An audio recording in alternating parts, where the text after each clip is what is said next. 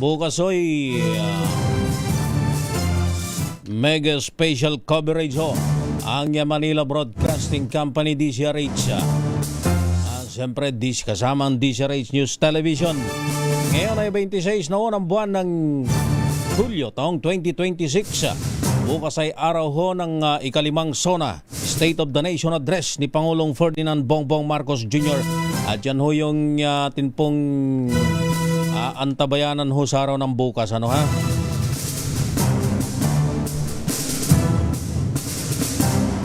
Sige nga. Bigyan nga natin ng pagkakataon yung ating mga kababayan na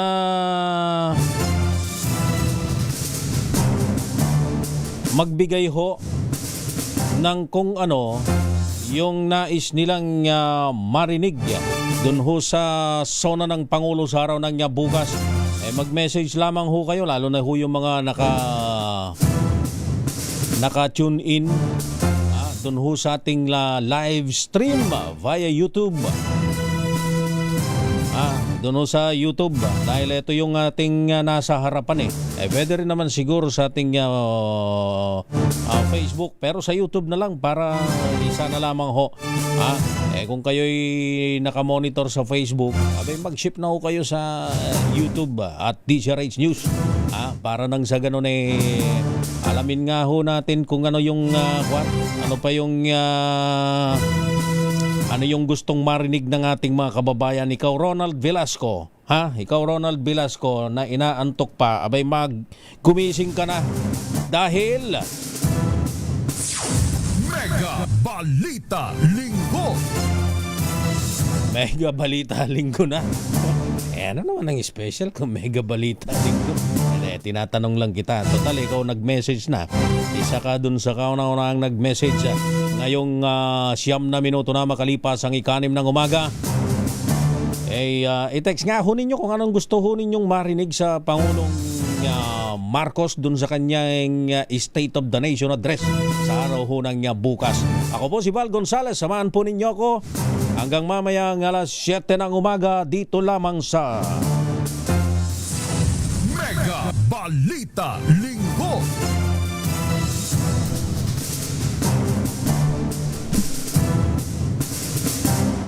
Sige. Umpisahan na ho natin ang ulo ng mga balitang sinubaybayan ng DCRH News sa nakalipas na 24 oras. Mega Balita Linggo. Mahigit 1,200 residente apektado ng baha sa Davao City dahil sa habagat at bagyong Quiapo. Mega Balita Linggo. Tubig sa Angat Dam nananatiling mababa. Mga dumagat nananawagan ng tulong dahil sa matinding tagtuyot. Mega Balita Linggo. Korupsyon, mahal na bilihin, pangunahing hiling ng mga Pinoy sa SONA ni PBBM. Mega Balita Linggo. Kamara handa na sa simpleng SONA 2026. Senador nagkakasa ng kontra SONA.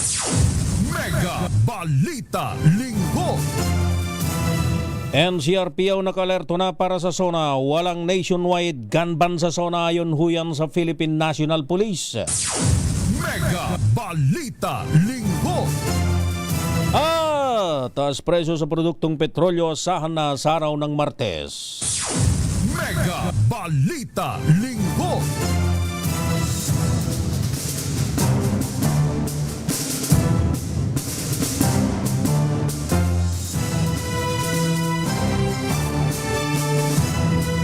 Yan ang ulo ng mga balita at ngayon sa detalye.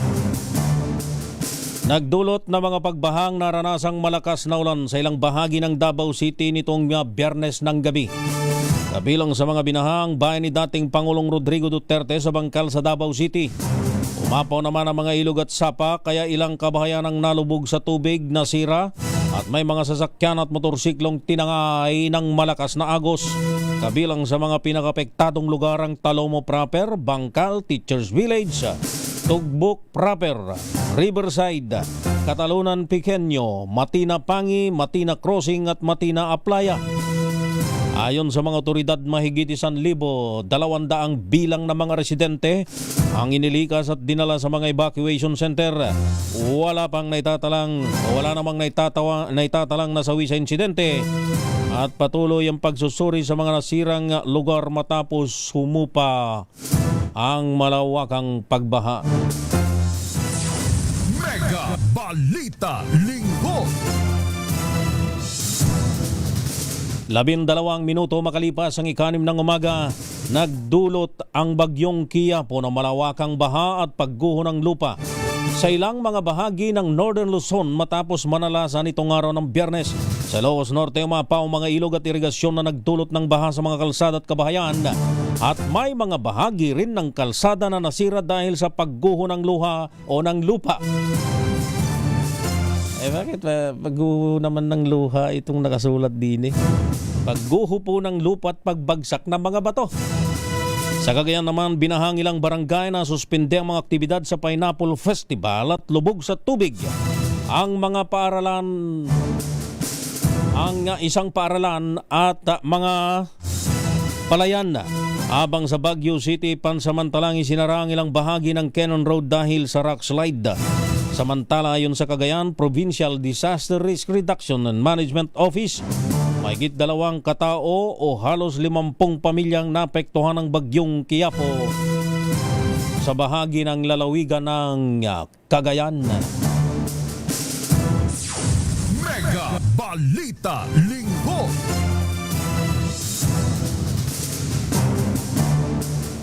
At sa kaugnay pa ring balita, nananatili namang mababang tubig sa Angat Dam dahil sa nararanasang tagtuyot na iniugnay sa papalakas na El Nino.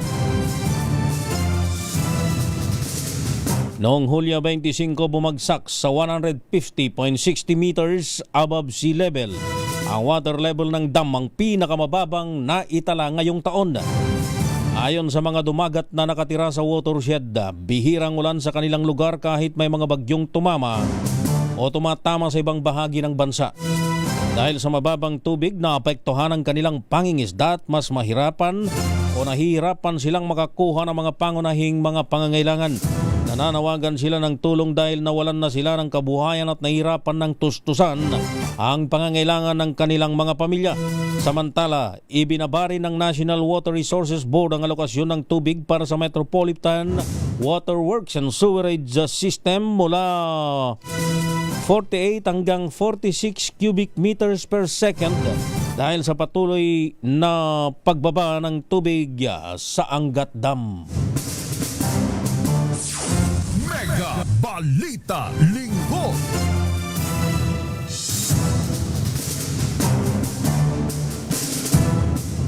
Samantala, nais ng mga Pilipino ang makarinig ng konkretong sagot laban sa korupsyon at mataas na presyo ng bilihin. Sa ikalimang State of the Nation Address o SONA ni Pangulong Ferdinand Bongbong Marcos Jr. sa araw ng bukas, lumilitaw sa Pulse survey na 3 sa bawat 10 Pilipino o 29.8% ang nagsabing top issue nilang katiwalian, kung saan karamihan ay partikular na nag-aabang ng update sa flood control scandal. Kasunod nito ang 18.7% ng mga Pinoy na naghahangad naman ng mas murang bilihin, sinundan ng 6.6% na gusto ng matinong hanap buhay at 6.2% na umaasang maiibsan ang nararanasang kahirapan. Nasa listahan din ng mga concern ng Pinoy ang illegal drugs, mababang sahod, mataas na presyo ng langis, isyong pang-agrikultura at 1.2% na nagsabing impeachment ni Vice President Sara Duterte. Ginawa ang survey sa 2,400 mga adults noong July 28 hanggang June 28 hanggang July 6. Mega Balita Linggo.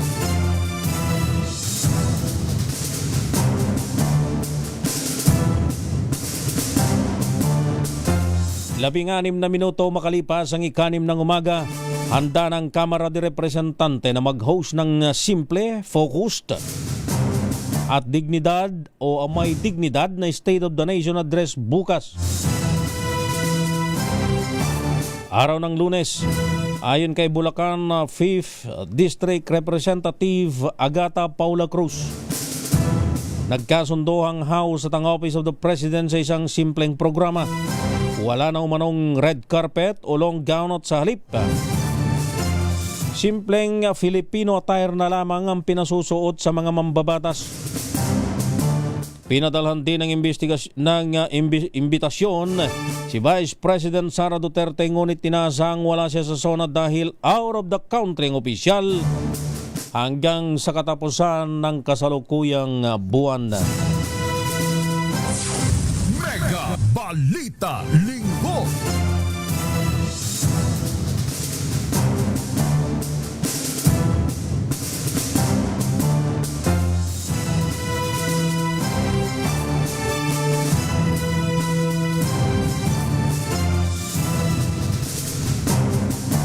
Samantala, nag-aanda na si Senate Minority Leader Alan Peter Cayetano para sa kanyang kontrasona.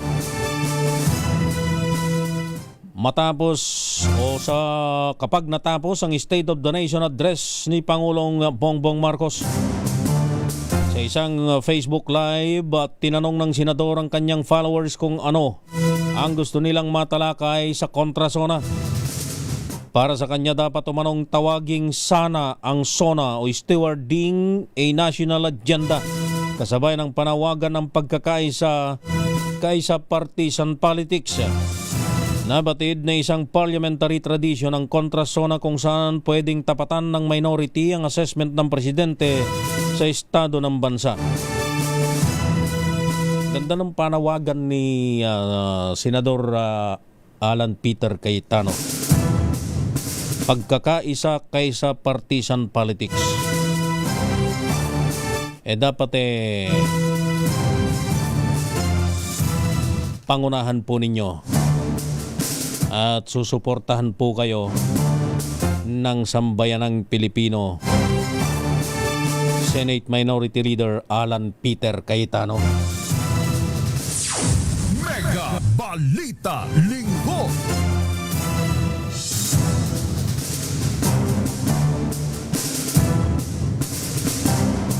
Samantala, naka-full alert status na ang National Capital Region Police Office simula pa kahapon para sa State of the Nation address o SONA ni Pangulong Ferdinand Bongbong Marcos Jr. Kaugnay nito, isisimulan na rin ang pagdideploy ng nasa higit 21,000 kapulisan na itinalaga para sa security operations. Bukod sa mga ipakakalat na pulis, mayroon ding 3,000 standby personnel mula sa Police Regional Office 2 at Pro 4B at Pro 5 o Police Regional Office 4B at Police Regional Office 5 dyan ho sa bahagi ng Bicol Region. Kabilang sa tututukan ng pulisya ang pagbabantay sa batasang pambansa complex, mga pangunahing mga kalsada, transport terminals, border control points at mga itinalagang rally zone at iba pang kritikal na mga lugar dito sa Metro Manila. Bilang karagdagang puwersa, nagtalaga rin ng aabot sa 11,200 miyembro ng Civil Disturbance Management para matiyak na maayos na mababantayan ang mga magsasagawa ng kilos protesta. Mega Balita Linggo. 21 minuto makalipas ang 6 ng umaga, nilinaw ng Philippine National Police na walang ipatutupad na nationwide gun ban. Kasabay ng 5th State of the Nation address o SONA ni Pangulong Ferdinand Bongbong Marcos Jr. Ayon sa PNP, wala silang inilalabas na direktiba hinggil sa nationwide gun ban. Ngunit mananatili umanong epektibo ang local ordinances, umiiral na batas at iba pang mga security protocols bilang bahagi ng SONA. Mahigpitan nilang ipatutupad ng PNP ang restriction sa pagbibitbit ng baril at iba pang deadly weapons na maaari lamang dalhin sa mga otorisadong mga lugar. Tiniyak naman ng kapulisan ang pagpapanatili ng kaayusan sa 5th SONA ng Pangulo at pagrespeto sa karapatan ng publiko. Mega Balita Linggo.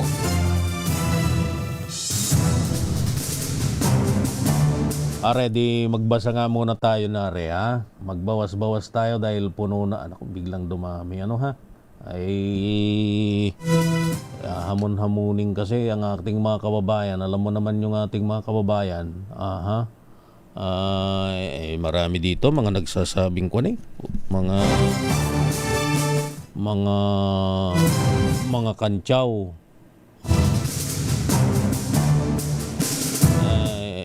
Ano ba? Paano ba babasahin to? Wala nang pilian.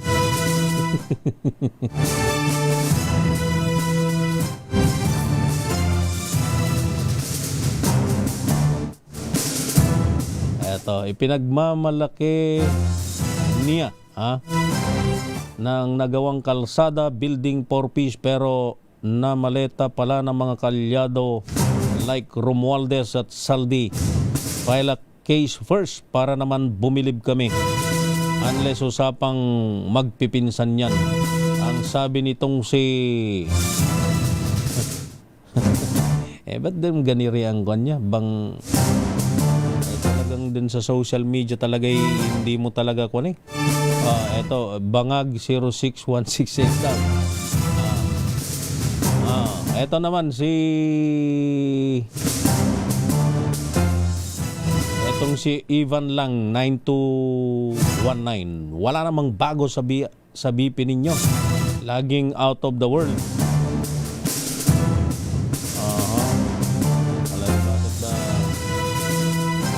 Bakit ba naghangari? Ayun, hindi makita na yung iba't naghang Dami ng mga messages ay di mag-commercial muna tayo. At mamaya sa ating pagbabalik ano bang gusto ho ninyong marinig sa sona ng Pangulo? Message lamang po sa ating YouTube live streaming sa @DCRH News at maging sa Facebook. 24 na minuto 30 segundo makalipas ang 6 ng umaga. This time check.